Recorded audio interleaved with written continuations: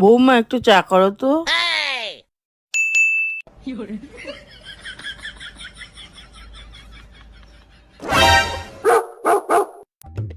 বলছি 3 কাপের বেশি জল নিও না,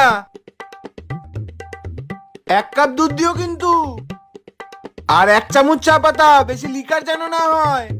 বলছি 2 চামচ চিনি দিও। না আসলে তুমি তো চায় চিনি খাও না, তাই বলে দিচ্ছি। আমি একটু আসছি। কি গো, চা হয়ে গেছে? এই তো বসিয়েছি তো। প্রেসার কুকারে? হ্যাঁ, আমি যেটা পেয়েছি সেটাতেই বসিয়েছি। এই গ্যাসটা জ্বালাবে না? তুমি আমাকে জ্বালাতে বলেছিলে নাকি? আরে গ্যাস জ্বালানোর কথাটাও আমাকে বলে দিতে হবে? আজকে মা বৌমার হাতে প্রেসার কুকারে বানানো চা খাবে। মানে সত্যি না, অনেকক্ষণ হলো, এবার চাটা দেখে নি।